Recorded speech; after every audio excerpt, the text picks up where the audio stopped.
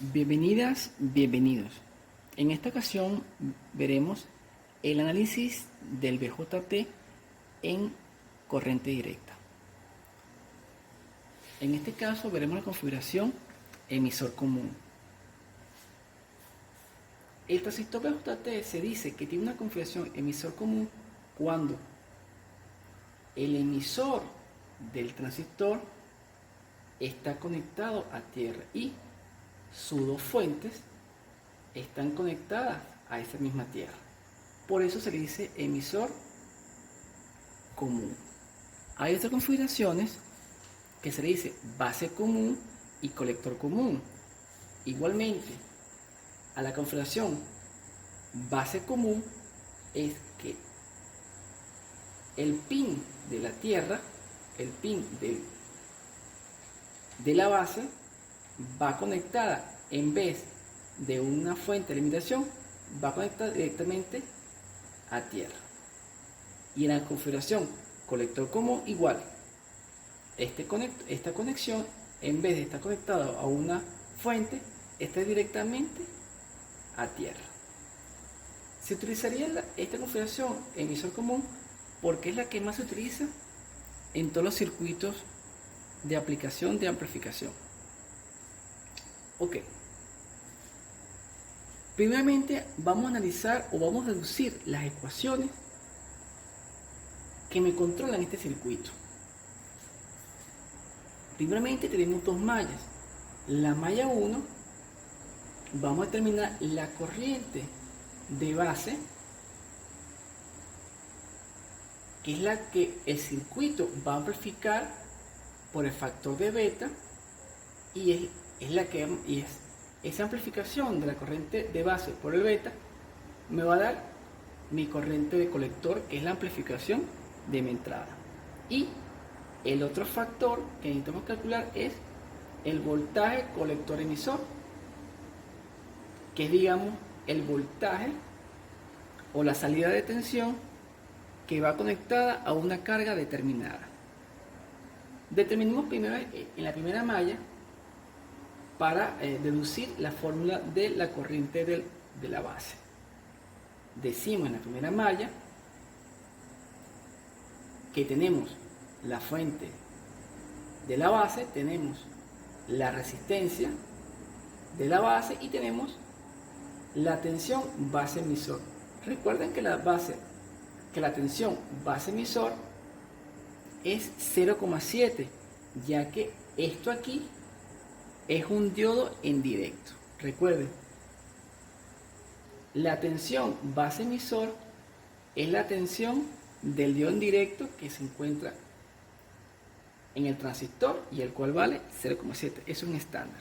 Ok, entonces deducimos, hacemos una malla, decimos que menos la tensión de la fuente de la base más el voltaje de resistencia más la tensión voltaje emisor igual a 0.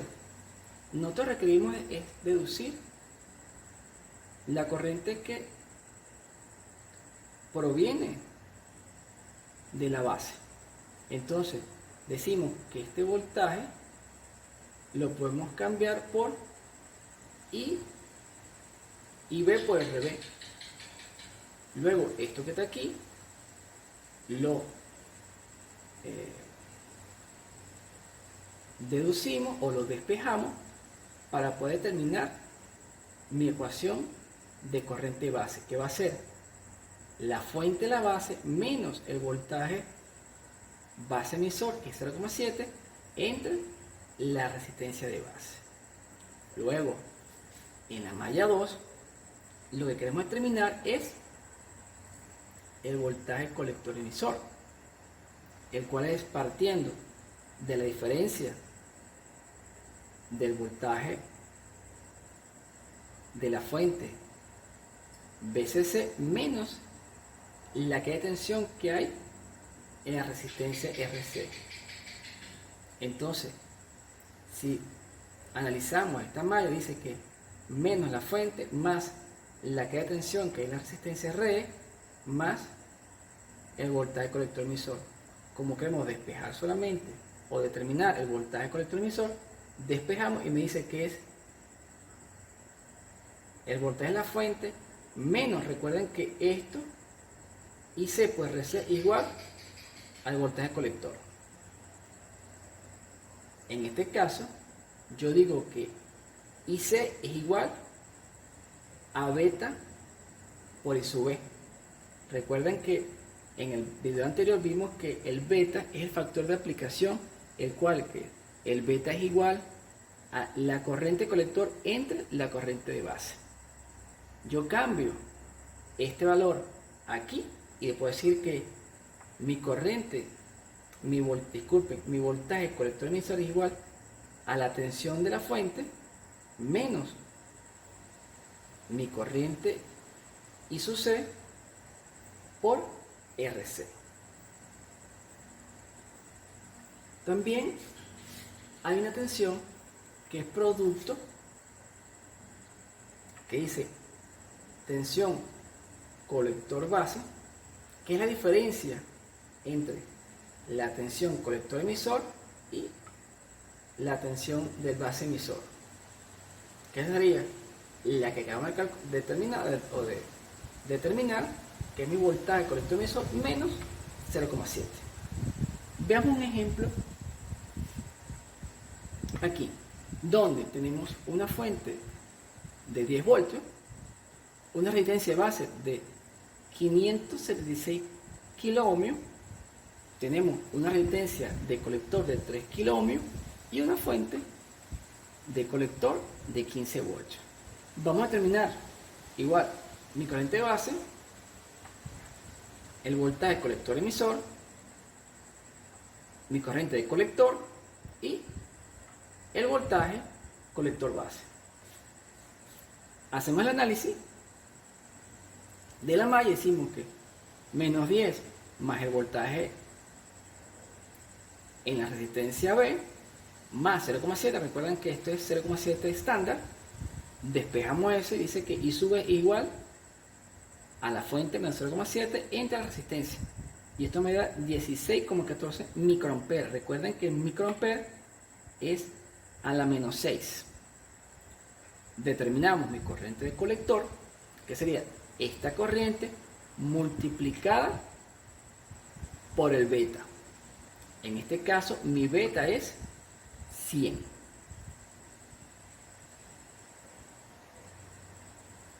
Luego, recuerden, este beta en los ejercicios siempre se va a anotar aquí un ladito.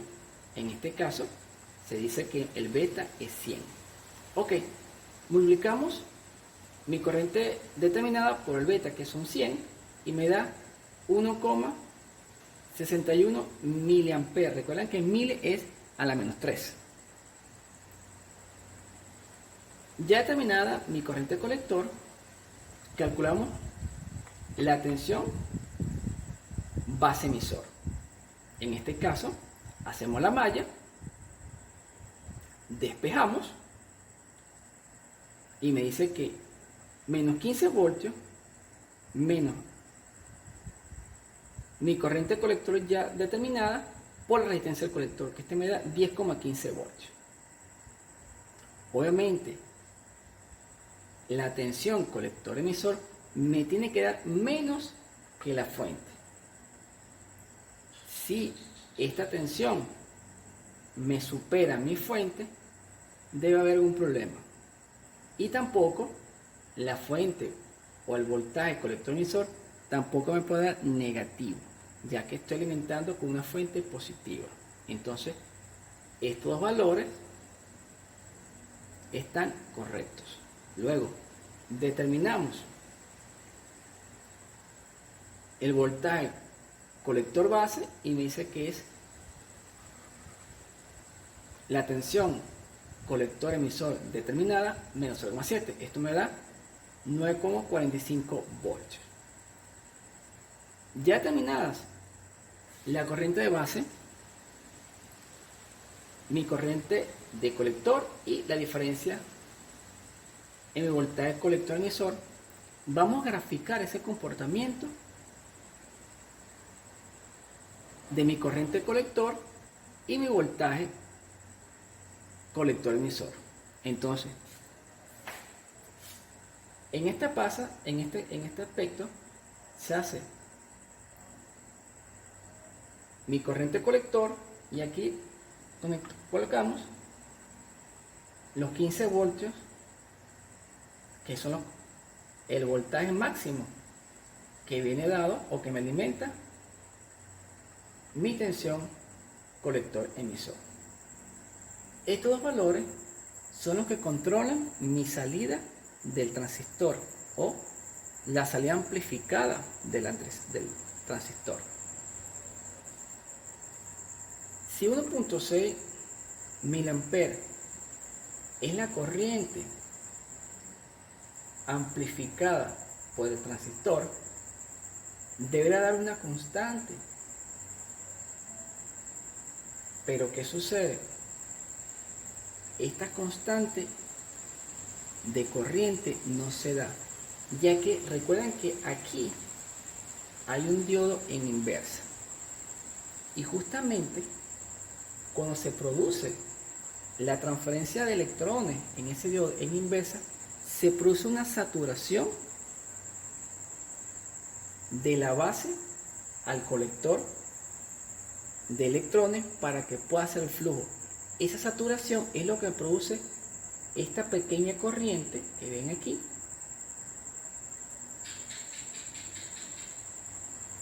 y que me genera esta que está aquí, esta corriente es la que me da mi saturación de corriente.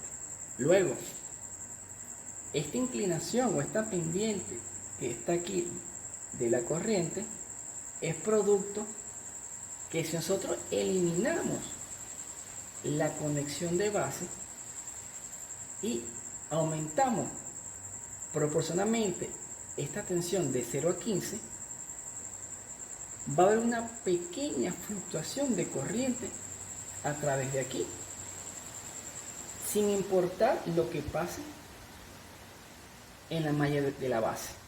Entonces, por eso que se da esta pequeña pendiente y no es un valor constante de la corriente. Entonces, aquí tenemos dos características muy importantes del transistor. La primera es región de saturación, que es donde se produce la conmutación, y esta región es la región activa o la región de amplificación. Tenemos una tercera región que es donde I sub C es 0. Si en la base no se produce ninguna corriente, esta región se le dice de corte. Pero si nosotros, como acabo de decir, eliminamos esta conexión, igualmente va a circular aquí una pequeña corriente. Entonces, es por eso que se da esta pendiente que está aquí. Y a esta pequeña pendiente se le dice región de corte. Entonces, tenemos aquí ahora, en la curva del transistor, tenemos tres regiones. Región de saturación, región activa o de amplificación y la región de corte.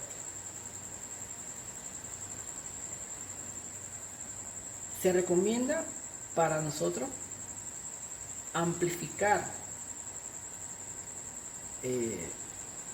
utilizar el transistor como amplificador, siempre debe estar en esta región.